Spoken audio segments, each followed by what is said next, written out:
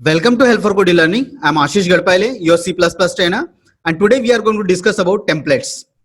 Templates in programming allows function or class to work on one or more data type at once without writing different code for different data type. तो templates हमको allow करता है programming में, क्या allow करता है कि हम लोग जो है जब मल्टीपल डेटा के साथ में हम लोग वर्क करना चाहते हैं तो वो हमको अलाउ करता है कि हम लोगों को डिफरेंट कोड टाइप करने की जरूरत नहीं पड़ेगी. फॉर एग्जांपल कि मान लीजिए कि मैंने अगर आपको बोला कि आपको क्या करना है कि एक ऐसा फंक्शन लिखना है कि जिसमें दो इंटीजर्स के लिए आपको क्या करना है, एक ऐसा कोड लिखना है कि दो इंटीजर का क्या करे, वो हमें क्या करे, ग्रेटर देन और लेस देन फाइंड करके दे. ठीक है, क्या मेरा ए ग्रेटर देन बी है, मेरा ए फाइंड करके दे, हमें दो इंटीजर के साथ में क्या करना है, कंपैरिजन परफॉर्म करना है. ठीक है, तो हमें क्या करना पड़ेगा, एक ऐसा फंक्शन लिखना पड़ेगा जिसके पैरामीटर में से कौन से टाइप के होंगे, उसके पैरामीटर हमारे इंटीजर टाइप के होंगे. ठीक है, लेकिन फॉर एग्जांपल कि अगर आपको बोला कि हमें जो है एक ऐसा फंक्शन लिखना है अभी कि जिसमें दो फ्लोट पैरामीटर अगर मैं पास करता हूं तो फ्लोट पैरामीटर के लिए हमारे पास में क्या करे, वो हमें greater than less than find करके दे. तो आपको क्या करना पड़ेगा, अभी आपको एक नया ऐसा फंक्शन लिखना पड़ेगा जिसके दो फ्लोटिंग टाइप के पैरामीटर हो.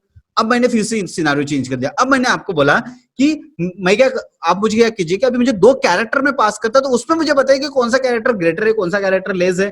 ठीक है, तो आपको क्या करना पड़ेगा, फिर से एक फंक्शन लेना पड़ेगा, फिर से आपको क्या करना पड़ेगा, उसका कोड लिखना पड़ेगा. यहाँ पे हो क्या रहा है गाइस कि मेरा टास्क सेम है, मेरा कोड सेम है. ठीक है, लेकिन यहाँ पे सिर्फ डेटा टाइप्स डिफरेंट होने की वजह से क्या हो रहा है, मुझे डिफरेंट टाइप के क्या करने पड़ रहे हैं, यहाँ पे फंक्शंस क्रिएट करने पड़ रहे हैं. तो इंटरव्यू का फेमस क्वेश्चन रहता है कि मान लीजिए कि अगर मैं इंटीजर अगर यूज करता हूं तो मैं इंटीजर स्टोर करूंगा, फ्लोट अगर यूज करता तो मैं फ्लोट स्टोर करूंगा, कैरेक्टर अगर मैं यूज करता तो कैरेक्टर स्टोर करूंगा. तो मेरे पास में C++ में ऐसा कौन सा फंक्शनलिटी है जिसमें मैं कुछ ऐसा डेटा टाइप्स क्रिएट करूं जिसमें मैं किसी भी टाइप का वैल्यू स्टोर कर सकता. तो उसका करेक्ट आंसर है दैट इज टेम्पलेट्स. तो टेम्पलेट का यूज करके हम लोग क्या कर सकते हैं, हम लोग मल्टीपल कोड लिखने की जगह क्या कर सकते हैं, एक ही फंक्शन लिख सकते हैं, उसका टेम्पलेट टाइप का पैरामीटर रख सकते हैं जो कि किसी भी टाइप का डेटा होल्ड कर सकता है और फिर उसको हम लोग प्रोग्राम में यूज कर सकते हैं. तो templates are often used in larger program for the purpose of code reusability and flexibility of the program.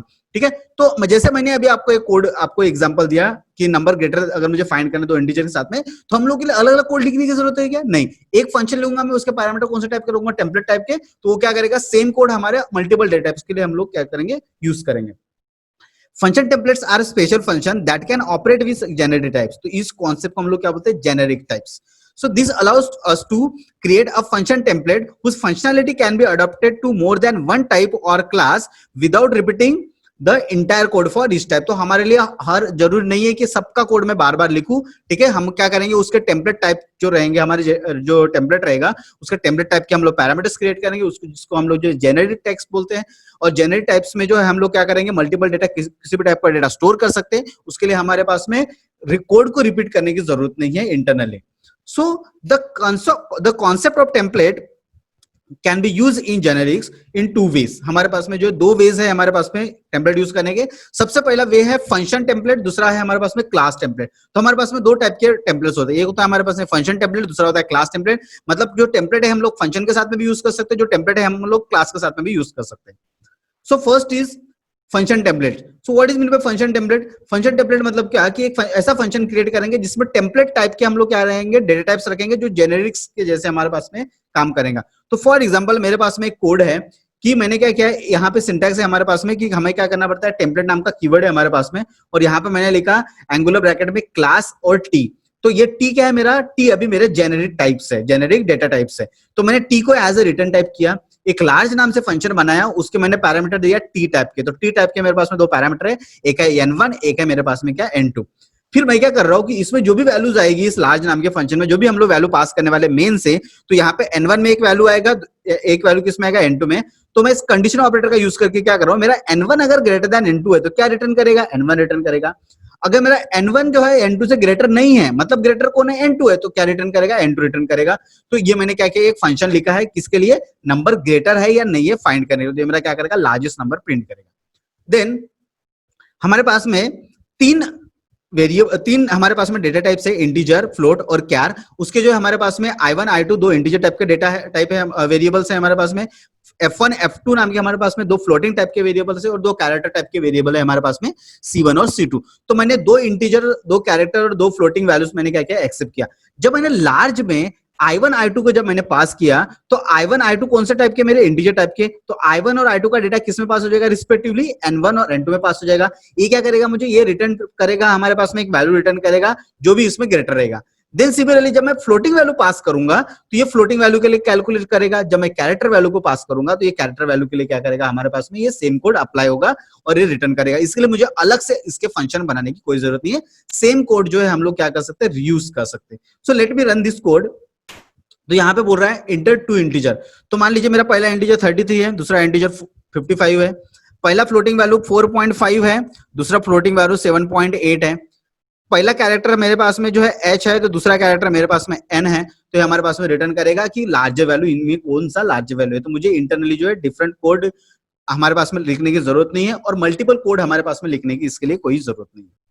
Then दूसरा हमारे पास में कॉन्सेप्ट है दैट इज क्लास टेम्पलेट। तो क्लास टेम्पलेट का सिंटेक्स क्या है कि हमारे पास में टेम्पलेट नाम के कीवर्ड से हम लोग एक उसका डेटा टाइप क्रिएट कर लेंगे जो टेम्पलेट टाइप का रहेगा, ठीक है। उसको हम लोग क्लास के अंदर में यूज कर सकते हैं एज ए रिटर्न टाइप, या किसी का आर्गुमेंट अगर पास करना है, किसी को पैरामीटर रखना है, तो वो भी हम लोग क्या कर सकते हैं, इसमें यूज कर सकते हैं। So let me discuss the programme.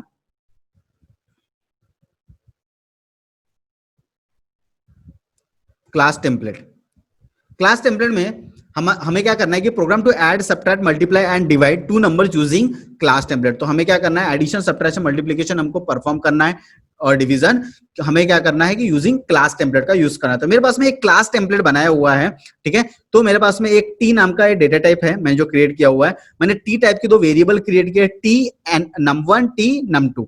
मैंने जो है एक कंस्ट्रक्टर लिखा है मैंने कैलकुलेटर नाम का, उसके जो दो पैरामीटर है t_n1 और t_n2 नाम के दो पैरामीटर लिखे हुए हैं। तो n1 और n2 की वैल्यू रिस्पेक्टिवली मैंने असाइन किसमें किया, नंबर और num2 में किया। मेरे पास में एक डिस्प्ले रिजल्ट नाम का एक फंक्शन है जो क्या कर रहा है, मेरा एडिशन, सब्ट्रैक्शन, मल्टीप्लिकेशन क्या करेगा, फाइंड करेगा, ठीक है। तो मैं यहाँ पे क्या कर रहा हूँ, इसका आउटपुट रिटर्न कर रहा हूँ कि नंबर्स आर num1 और num2 मेरे पास में नंबर है, ठीक है। जब मैं ऐड नाम के फंक्शन को यहाँ पे कॉल करूंगा, यहाँ पे मैं सब्ट्रैक्ट नाम के फंक्शन को कॉल करूंगा, यहाँ पे मल्टीप्लिकेशन, यहाँ पे मैंने क्या करूंगा, डिवीजन नाम के फंक्शन को कॉल करूंगा डिस्प्ले रिजल्ट में। सिमिलरली मेरे पास में क्या है कि मेरे पास में चार फंक्शन है जिसका रिटर्न टाइप क्या है, मेरे पास में टी है, ठीक है। तो ये रिटर्न क्या करेगा, num1 प्लस num2, तो रिटर्न टाइप क्या है इसका, टी। तो num1 और num2 मेरे कौन सा टाइप के वेरिएबल है, num1 और num2 जो है मेरे क्लास टेम्पलेट टाइप के वेरिएबल है। तो ऑफकोर्स इसका रिटर्न टाइप मैं क्या करूंगा, टी टाइप का रखूंगा। देन ये क्या करेगा, माइनस करेगा, ठीक है, सब्ट्रैक्शन करेगा और उसको रिटर्न करेगा। ये क्या करेगा, मल्टीप्लिकेशन करके उसको वैल्यू को रिटर्न करेगा। डिवाइड फंक्शन क्या करेगा, उसको डिवाइड करके क्या करेगा, उसकी वैल्यू को रिटर्न करेगा। और यहाँ पे क्या करेगा, उसके रिस्पेक्टिवली क्या करेगा, उसको आउटपुट यहाँ पे डिस्प्ले करेगा। देन मैंने क्या किया, कैलकुलेटर नाम का एक कंस्ट्रक्टर है मेरे पास में, उसमें 4 और 2 मैंने पास किया। तो जब मैं 4 और 2 मैंने पास किया यहाँ पे इंटीजर टाइप के, तो यहाँ पे क्या हुआ कि n1 और n2 में क्या हुआ कि मेरे इंटीजर टाइप के पैरामीटर पास हुए, उसके लिए क्या करेगा, वो ऑपरेशन परफॉर्म करेगा। देन हमने क्या किया कि फ्लोटिंग टाइप के पैरामीटर पास किए, तो फिर से क्या करेगा, वो क्या कर देगा, उस फ्लोटिंग टाइप का जो ऑब्जेक्ट है, फ्लोट कैल्क नाम का जो ऑब्जेक्ट है, उसके लिए फ्लोटिंग टाइप के वैल्यू असाइन कर देगा।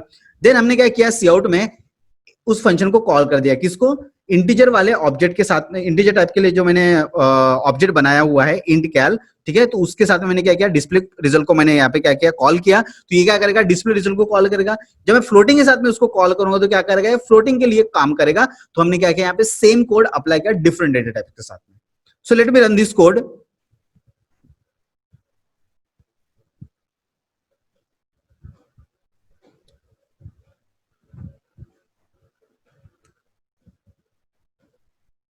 तो देखा आपने यहाँ पे क्या हुआ कि मेरा सेम कोड जो है इंटीजर के लिए भी कैलकुलेशन हुआ, सेम कोड जो मेरा फ्लोटिंग के लिए कैलकुलेशन हुआ।